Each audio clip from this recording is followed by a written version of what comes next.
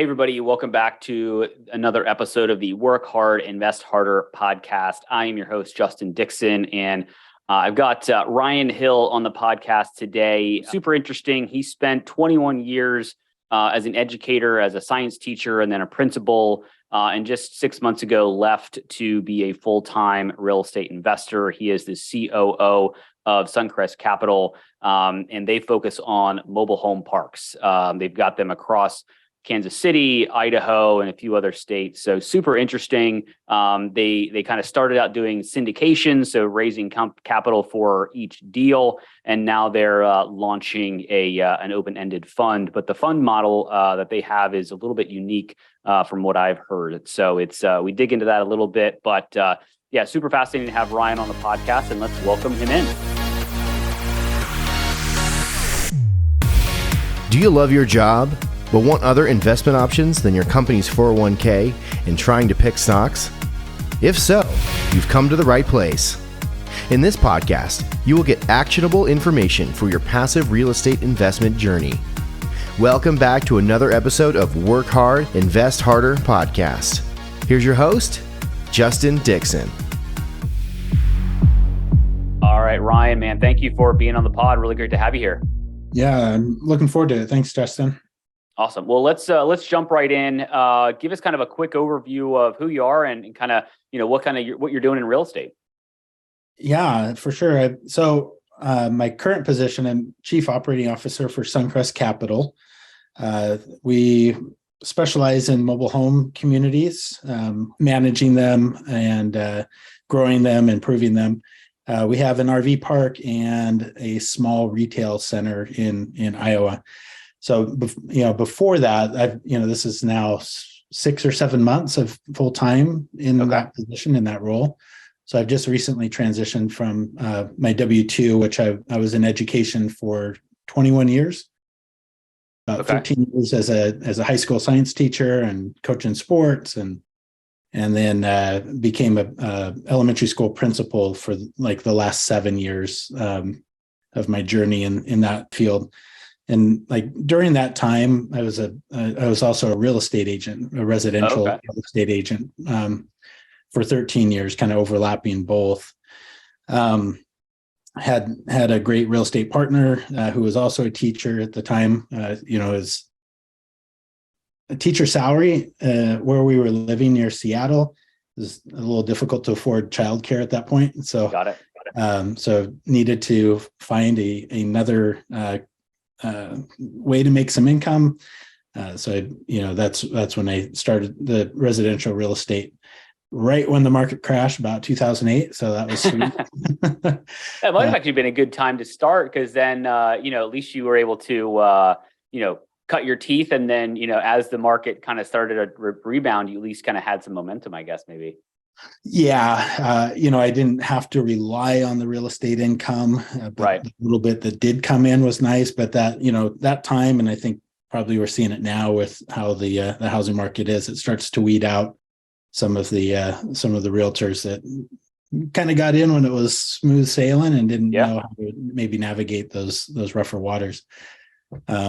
So that's like essentially my work background. I've got 2 kids, a 16-year-old and 22-year-old just graduated college, and my wife and I, and we moved to the Boise area about 3 years ago from the Seattle area. Okay. 3.5 years ago. So at that point is when I didn't want to rebuild my real estate presence, because most of my stuff was from referrals by that point.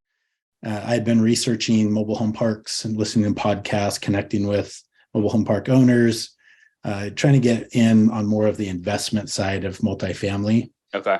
And my wife and we found our first small park. It was a 19 space community just south of Kansas City. Okay. And so, I'd been searching for a good year and a half through cold calling, looking at Crexy and LoopNet and connected with brokers. And that first deal was a owner finance deal. So there's a whole story there we could dive into if you're interested, but that's kind of how I transitioned into this space. And now we own 20 mobile home parks and the RV park and the retail space.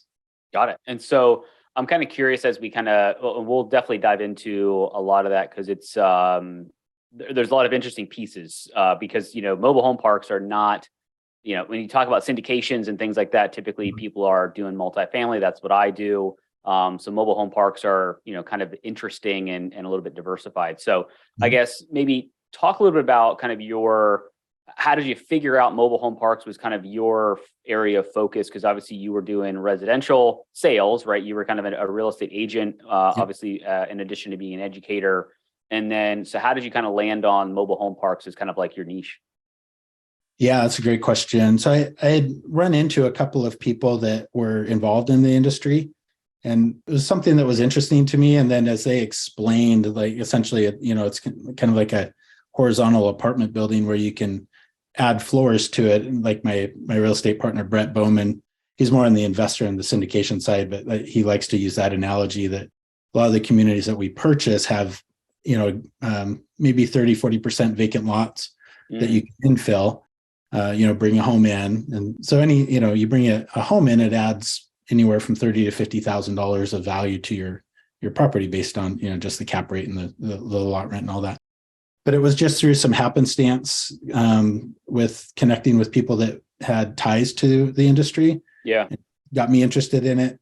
And so from there, just doing some reading on the internet. And then there's a number of good podcasts out there now that can educate you on the basics.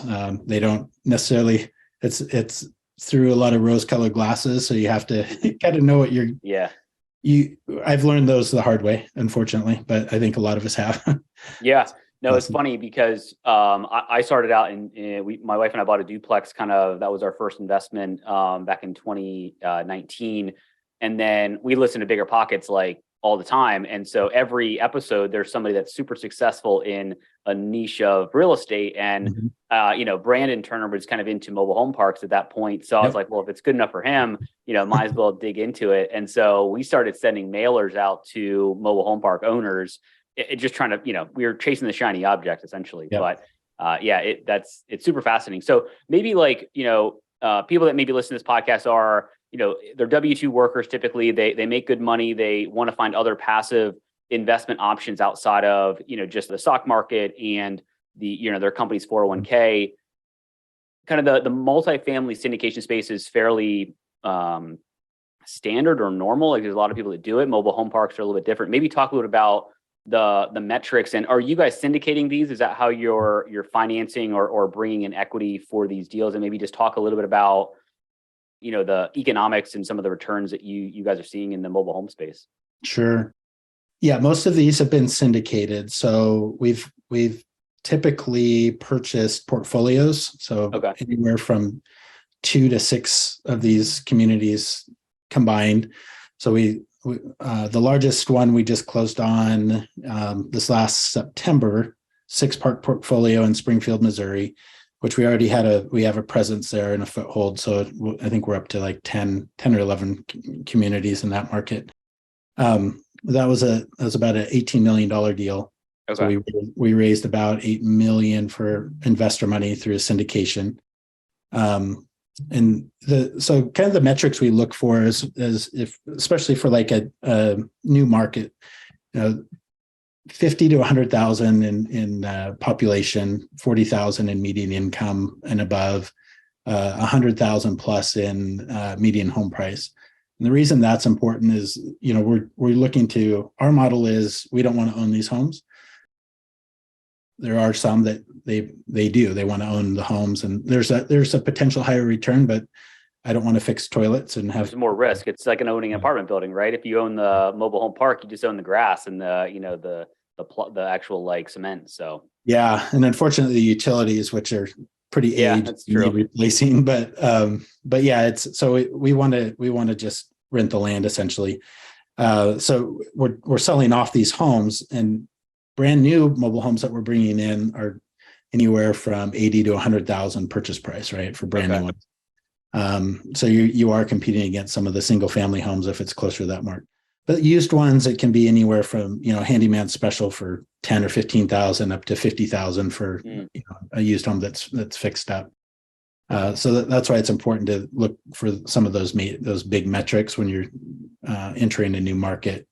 So the typical like in investor rate of return, or IRR, and some of your folks are probably familiar with that we aim for is about 20%, which it can be higher. That seems to be a little bit higher than most, but we try to be pretty conservative with our underwriting. And, and with the mobile home park space, there's essentially there's just a couple of levers to increase the value. So infill those vacant lots, of course. And then lot rents typically tend to be, mom and pops haven't raised these lot rents for quite a while. Yep. And we are not in the business of going in and blasting lot rents. This is affordable housing. We want to protect affordable housing, but we also want to make sure that the value of the land is the best use is a mobile home community. So many of these are going away every year. I think it's about a net 90 are disappearing every year. Oh, wow. Okay. Roughly 100 a year across the country. And most of it is rezoning for higher and better use. Might be apartments, might be commercial real estate. And a lot of the times, if those lot rents remain artificially low, then the value isn't there to keep them as manufactured home communities. So you do have to get them up to a certain market rent and of course, to the investor returns are important too. But we want to keep affordable housing affordable for folks. For sure. Yeah, no, I think that's really important. Obviously, we're in I live in Austin, Texas, and housing is very unaffordable here, especially single family houses and even apartments to that extent. So, I think that's awesome what you guys are doing. I want to kind of talk a little bit about your transition from kind of the W-2 world, because you were kind of working two jobs. You were working as a educator, a principal, and then a real estate agent. But before we jump into that, I want to take a quick sponsor break. So stick around and we'll jump into that right after this. Whether you're trying to hire a full-time employee or a contractor to fill a gap, Hire Tomorrow can help. Hire Tomorrow is a boutique recruitment firm that has successfully filled sales and marketing, human resources, and technology positions with companies ranging from startups to Fortune 500. If you're struggling to find the right talent, check out hiretomorrow.com or reach out to recruiting@hiretomorrow.com to see how they can help. All right, we are back with the Work Hard, Invest Harder podcast with Ryan Hill. So before the break, we were talking a little bit about kind of your transition from working two jobs as an educator and principal, as well as a residential real estate agent. I guess I'm curious, were you getting involved in the investing side while you were working as a W-2 as an educator and a real estate agent?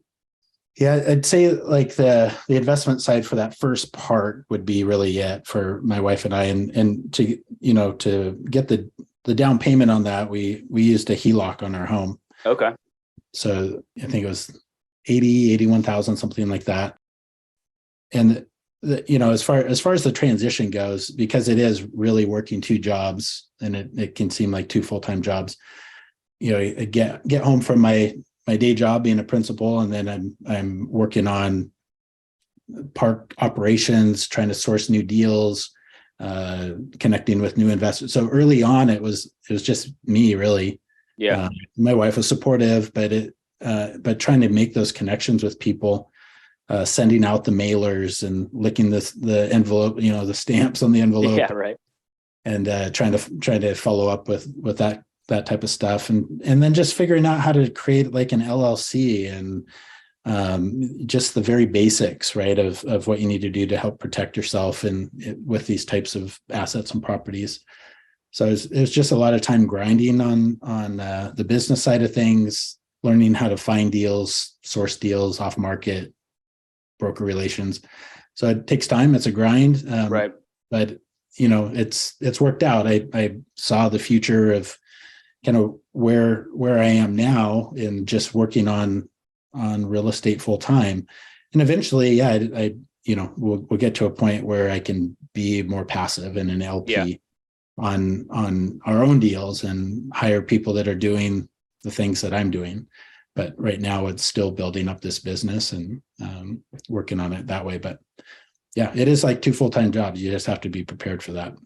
Yeah, no, for sure. And I think your path was less around, I'm going to take the money that I'm making from my W-2 and from the residential space, and instead of doing, I'm going to say, passively investing in mobile home parks or multifamily or whatever, you're like, no, I see the future. I want to become, a full-time real estate professional and, focus on these things. So you kind of your mindset was really around figuring out when you can make that jump from W-2 and residential real estate agent to I want to do this commercial stuff full time. How did you kind of make that leap, and what did you do kind of mindset wise and financial foundation wise, like to get yourself prepared for that, cutting the W-2 salary cord? Yeah. And I've heard this from others too. You need to know what that number is to make it worth it for you. And it's, so I essentially took a pay cut to go into this, but the upside portfolio value is, I think, we're up to 35 or 40 million now with assets under management. So once those start, the refinancing and that starts coming to fruition, it will be, magnitudes better. So just working with my wife on how much do we really need to still be happy and comfortable, but we don't necessarily need all the extras. And I'm working from home. I'm not, I don't need to be driving around, and I do fly around to the properties every once in a while and due diligence and stuff. But just knowing what your number is for making that jump out, and for us, it was just happened to be less than I was making as a principal to get by. And as we're building this portfolio and this this wealth, so that I think that was the biggest key, is once we hit that number and being able to afford it, that okay, we're doing it. Yeah. No, I think that's interesting. And it's always important to have that supportive other half, right? Mm-hmm. I had that in my wife, Allison. We downgraded our lives at a point where, a lot of our friends were buying bigger houses, having kids, like doing that whole thing. And we were like, no, and this was 2019 that mm-hmm. We were both still working W-2 jobs. And then, my goal was to January 1st or early January 2020, quit my, very nice paying salaried job and start a recruiting business and fully focus on real estate investing. Nobody knew that COVID was going to happen at that point and kind of shut both of those things down for a bit. But it wouldn't have happened if my wife wasn't supportive and being like, okay, we're going to consciously make a move to, I think you said you moved locations, right? So you moved from where you were to a new location. We went from living in a very nice condo in downtown Philly to living in a smaller apartment outside in the burbs. And so you're making these decisions with the bigger picture, the goal in mind, right? So how long did it take you to kind of build up the financial foundation and the courage and the mindset and all that stuff to kind of make that, okay, I'm going to go in tomorrow and today's my last day. I'm going to go in and just, put in my notice. Because it is a scary thing. It plays tricks on your mind. And am I making the right decision? And this, my W-2, especially education, super solid. You're going to, get a paycheck every month. I'm going to make this much more every year. To, if we screw this up, like I'm going to be needing to find another job or jump back into education or whatever. It is a scary thing. So we bought that first park in the summer of 2019, and I just went full time like 6 months ago. So 3 years or so. Yeah. And really, like Suncrest, we just started Suncrest about 2.5 years ago. So it took about 2 years, I think. Okay. So you had started the Suncrest business with your business partner, and you were kind of looking for deals. And then, over that 2 year or so period, then you're like, okay, now I'm prepared to cut the W-2 cord. Got it. Okay. Yeah. And it was really, so Brad is my business partner, and like our strengths complement each other very well. He'd had experience in multifamily and syndications, had been kind of a junior partner in underwriting syndicated deals. And so like without his partnership, I wouldn't have probably made it to this point now, for sure. It would have taken much longer. Yeah. Because I didn't have that mindset at the time. I just had this small property. I was looking for another small property because that's kind of what I could afford. So it changed the mindset when it's like, hey, we're going to use other people's money and buy these bigger properties, and it's going to be good for them. It's going to be good for us. And here we go. Yeah. Did you get into any kind of like mentorship, or was it just kind of you and your partner kind of figuring out like, hey, we need to go bigger, we need to go to bigger parks and kind of have that mindset shift? Or did you lean on anybody else other than obviously podcasts and things like that? Yeah. But was there any formal like, hey, I have this coach or this mentor or anything? Mm-hmm. Yeah. So, and it was after like when Brett and I first met. So we were part of, it's a commercial academy. So it's a commercial real estate mastermind group. Okay. So it's, Scott Shields. And I hadn't heard of him before. We connected with another mobile home park owner that has been part of that group for 10 plus years. And they focus more on like retail and in industrial and apartments. So not a whole lot of mobile home park owners in that group. But that's also how we diversified into, we have a small retail center that we purchased in one of the communities that we have a mobile home park.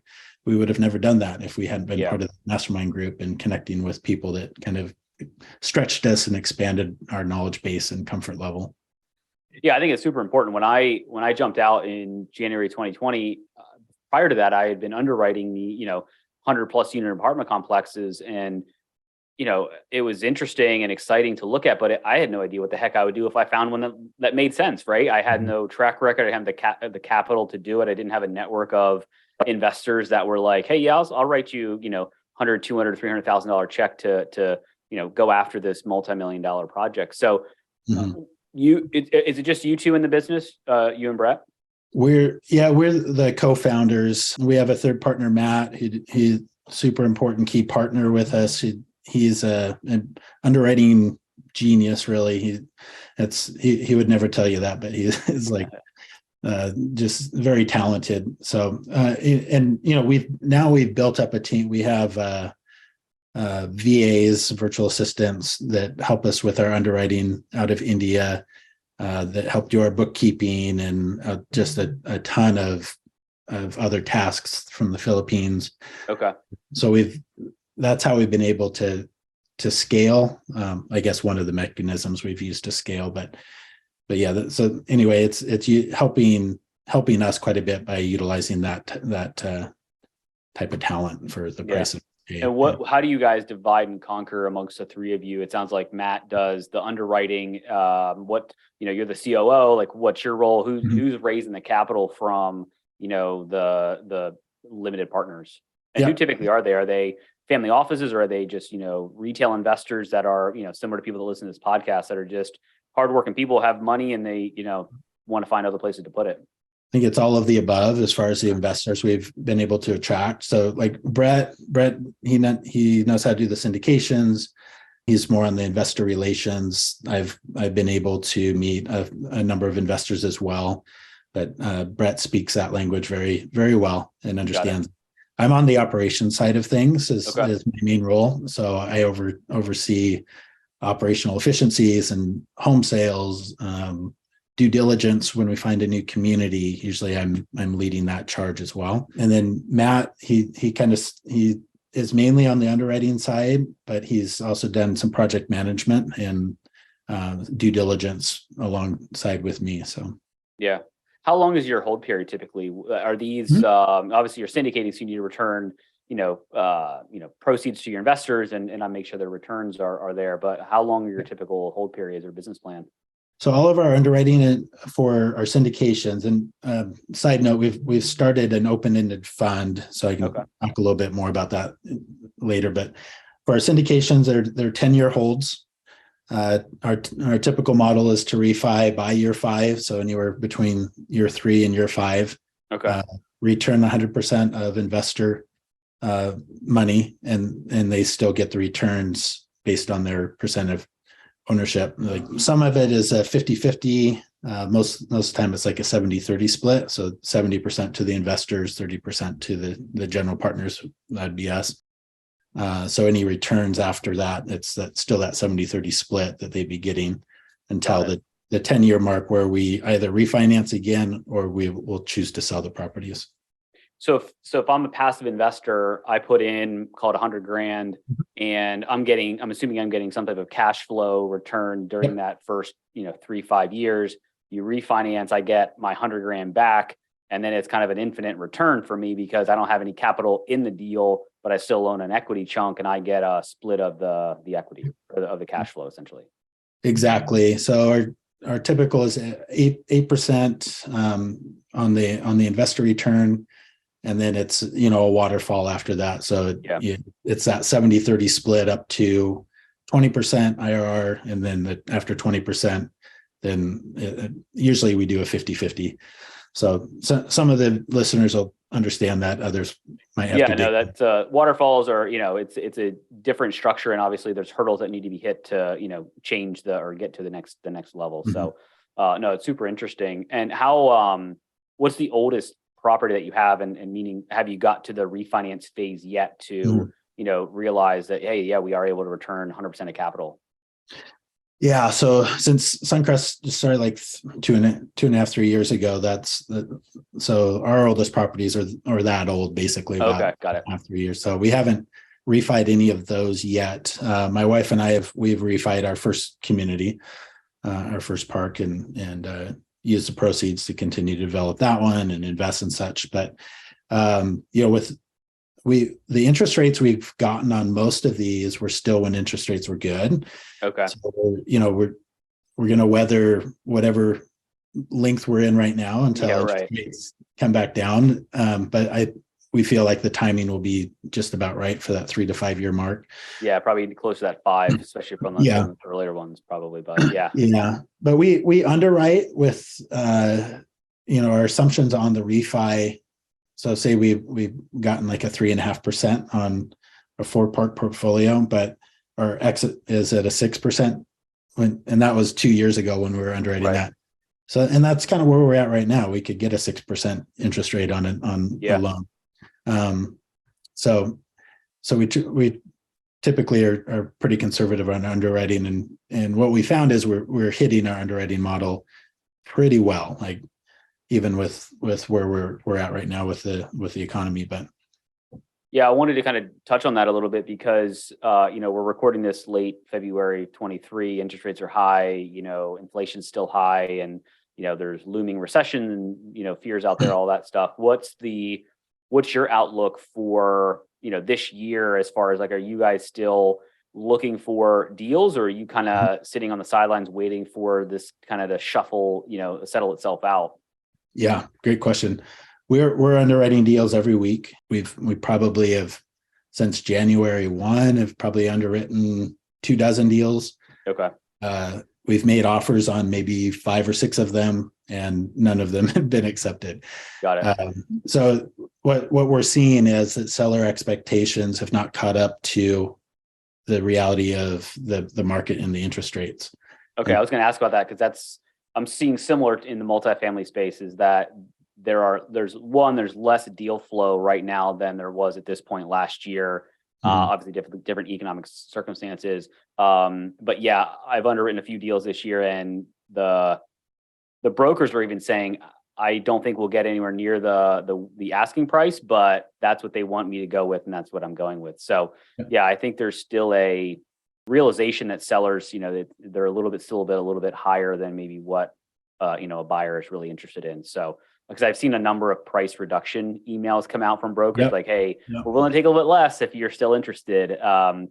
So yeah, it's going to be interesting to see what shakes out. Have you seen it kind of in the mobile home space? Because obviously, I've only seen the investor interest in mobile home parks explode over the last kind of few years. Mainly that's because I've just been paying more attention to real estate investing in general. But, I feel like a lot of people are doing mobile home parks and all that. Have you seen a lot more competition in the last 2.5 years since you guys have really focusing on it?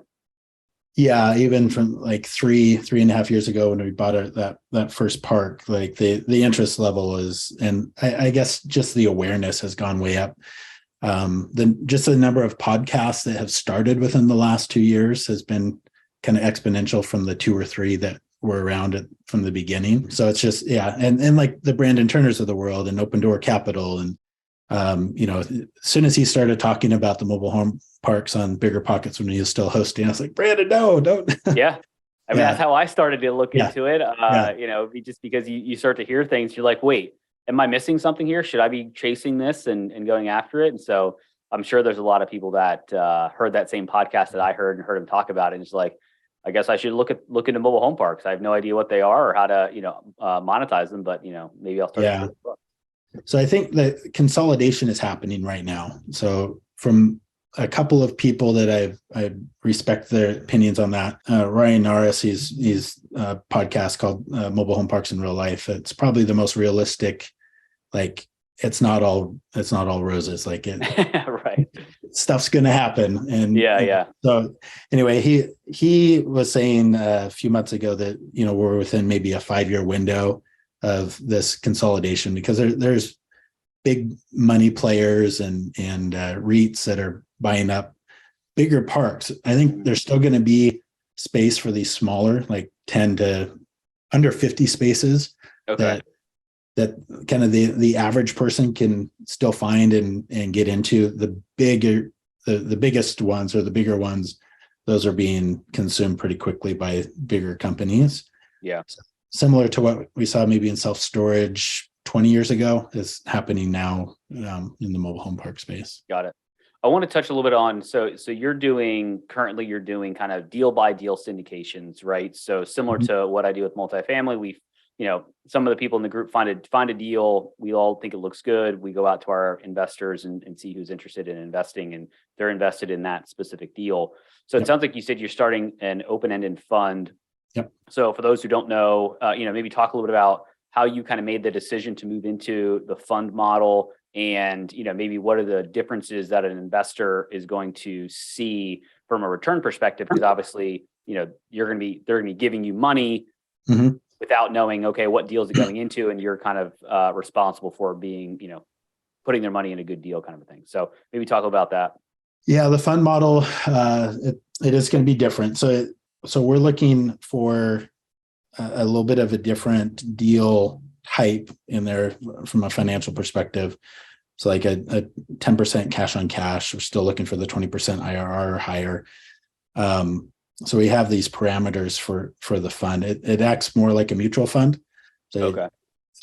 You invest your 100,000.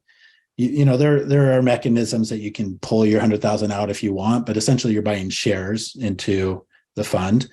And the earlier you buy the shares, like right now, a share is $1. But when we start adding more properties, so we're just about to open up the next raise on our fund in a couple weeks. Shares prices are going to be $1.20 a share. Got it. Because it's reducing the risk by adding these better properties and increasing the risk is going on them. So it's like kind of more forever returns. Any money that we get from refis or selling a property go back into buying even bigger and better properties. So that's a different model than I've heard, because typically it's like you get a pref return and there's limited upside, right? So it's more like it's almost like a debt fund where you kind of put money in and you get a 8, 9, 10% return on that investment kind of forever, or until the fund stops, usually maybe 10 years or whatever that is. So that's a different model. It's kind of interesting. Yeah, you still get the pref is still there for sure. It's still that 8% minimum, and with the waterfalls, but yeah, it's designed. And business partner Brett had a mentor that had one of these funds for quite a while, Alturas homes, and they don't need anybody else to come into them. Like they're self-sufficient and continue to grow, but they've been around for a number of years now. So I think just through that type of mentorship on this model, and it's not to say we won't do syndications again or one-off deals, but right now that's our focus, is building properties up through the fund. Got it. No, that's super interesting.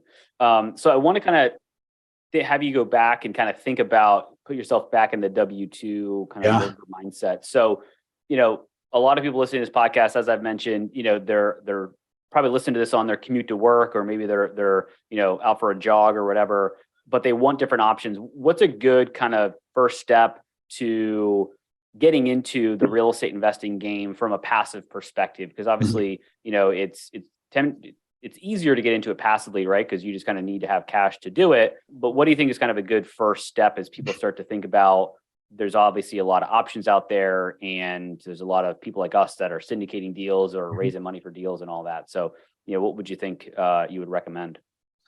Yeah, and there's a number of like Facebook groups as well that people can make connections and educate themselves. I'd say we're a member of a group called Veravest.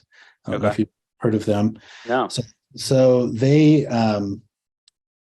have a platform where they vet like the GPs, like you and I, the companies. So they'll do background checks, kind of check financials. They have a code of ethics that you agree to, and we pay a fee for this for them to like verify us. Have you on the platform? Yeah. And so sites like that, I think are probably going to be a safer way for people to enter investing. And so, if they don't know you, and it's building trust, building relationships, building track record. Yep. And a company like Veravest can help speed that up for GP, general partners like us, to just help attract LPs on. That's super interesting. I hadn't heard of them. I'll have to find the link and put it in the show notes if people want to check that out, because that's something I never heard of. So, one of the things I love about the podcast is I've learned something new from every guest. So it's even good for me too, for sure. And I want to kind of transition, I guess, kind of to the final phase here as we kind of wrap things up. I have kind of a 3-pack of questions that I ask every guest. So I want to kind of start with those. So I guess, what's one piece of advice that got you started or helped you along your real estate investing journey? I think and you hear this all the time on like the Bigger Pockets when they ask what books and stuff, but like Rich Dad, Poor Dad, way back in my 20s, when I read that just started kind of lit the fire and the spark of the art of the possible. I growing up with, my mom was a school teacher. My dad owned a small business. Okay. So he was kind of an entrepreneur as well. So I think just those types of exposures, and just to get the idea flow going on a different mindset than punching in and out every day until you're 60 years old or whatever. Yeah. No, that's super helpful. And I Rich Dad Poor Dad was a book that, it was literally the book that got me started. I literally listened to it on my walk to work when I lived in Philadelphia, and it was a light bulb. Literally, I was just like, holy crap, what am I doing with my money? What am I doing with my time? I was nervous because I had already started to think about, okay, we need to, I was married at the time, and I was like, okay, well, we need to start thinking differently and investing differently. And I was like, oh crap, I hope Allison is like on board. And so luckily she read the book and literally had the same reaction I did. It was like, what the heck are we doing? Like, we need to change our lives. And that's obviously what we've done so far. So no, that book definitely was the light bulb moment for sure. Yeah. Did you ever play the rat race game? Yeah. We bought the what is it called? Is it called the Rat Race? Yeah, Rat Race. Yeah. We actually bought the game, and we played it, and then it got to the point where it was like you kind of knew what to do, right? Yeah. And then so you kind of gained the system. But yeah, we played that a lot. And actually, it's funny because Monopoly is very similar, like in the concept of like, okay, I need to keep acquiring properties, and then I just keep charging people rent and all that stuff. So it's super fascinating. All right, second question is, what is the best, and you maybe have just said it, what is your favorite real estate or business book that you're into right now? Traction. And I'm trying to remember the name of who wrote that. Gino. I'm going to look it up as we're talking here. So, Gino. I feel like I've heard that book. Traction. Gino Wickman. So Traction. Okay. Get a grip on your business. So they have a model, this EOC model so we have transitioned to like the blueprint that he outlines in this book. Is that like the integrator and the founder and force visionary and the integrator? Yeah. And so anyway, we've been able to use a lot of the key elements out of that to help with efficiencies with we do a lot of Zoom meetings, things like that. So just how to get action done efficiently from the people that need to be doing it, and like how to follow up and just have accountability for people within the organization that are doing the good work that gets us where we need to go. No, that's awesome. Yeah, I haven't. I don't think I've read that book, but I know the EOS model. I've heard about it before. So yeah, it makes sense. Yeah. All right. Final question is: if you hit your financial freedom number, meaning you could live an amazing life just off your passive income, what would you do? I'm going to hire people that do all the things I do now, so I can travel, just spend time with family, and give back to, really the money is going to be great.